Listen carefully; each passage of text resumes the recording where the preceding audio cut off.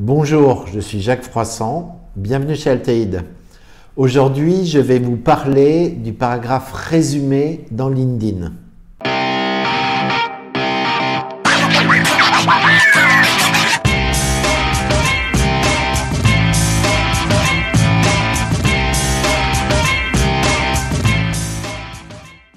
Alors, le paragraphe résumé dans LinkedIn, c'est la partie qui apparaît immédiatement en dessous de votre prénom, nom, dernier titre de poste là, dans le cartouche du haut de votre profil. C'est une partie qui est très souvent soit pas exploitée, soit très mal exploitée par les candidats potentiels sur LinkedIn.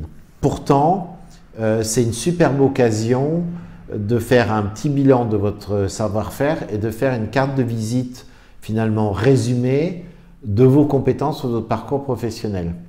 Aujourd'hui, LinkedIn offre une possibilité qui est d'avoir cette partie résumée de compétences bilan en haut et votre CV déployé en dessous.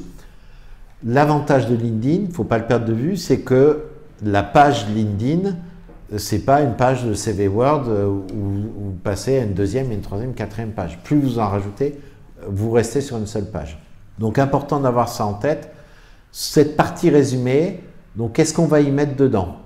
C'est un bilan de votre savoir-faire et de vos compétences. Donc c'est l'occasion de résumer différemment ce que vous avez pu faire, ce que vous avez postes qui ressemblent, pour faire un paragraphe, je sais pas, par exemple marketing digital, management, communication, mettre l'accent sur votre profil. Deuxième point, c'est un point qui est lié aux mots-clés. On est sur du web, dans un profil LinkedIn, il faut penser référencement. Le paragraphe résumé, c'est une excellente occasion de mettre des mots-clés qui sont liés au poste que vous visez. Par exemple, si vous êtes chef de projet, c'est l'occasion de mettre dans ce paragraphe résumé une phrase « Je suis ouvert aujourd'hui aux propositions de postes de direction de projet, directeur de projet, etc. » Donc pensez à ça, c'est une très bonne occasion de mettre des mots-clés qui sont liés à votre savoir-faire ou à ce que vous avez envie de faire demain. Autre point, vous n'êtes pas Alain Delon. Donc vous ne dites pas « il », vous parlez au « je ». Je vois encore des paragraphes résumés qui sont extraits d'une bio écrite par quelqu'un d'autre. Alors je vois plutôt sur des profils de top management, mais arrêtez avec ça, quoi. Pensez à avoir une présentation qui soit claire.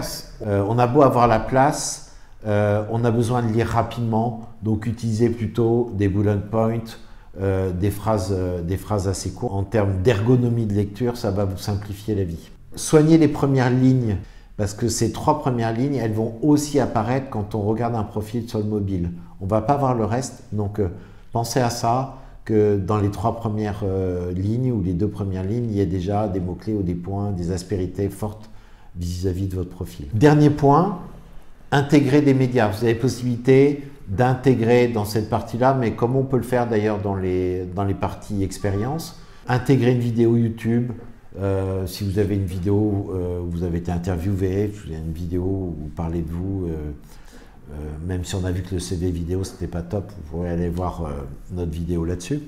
Utilisez SlideShare pour partager une présentation. Si vous ne connaissez pas SlideShare, c'est un outil intégré dans LinkedIn, on mettra le lien en dessous de la vidéo.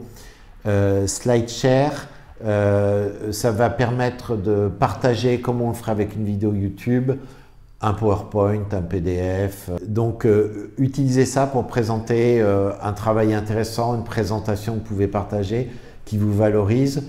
C'est montrer un exemple de votre travail, c'est plutôt positif de faire ça. En conclusion, Jacques a dit, utilisez bien le paragraphe résumé dans LinkedIn. Et pour suivre tous nos conseils, Jacques a dit, abonne-toi à notre chaîne YouTube, bien sûr.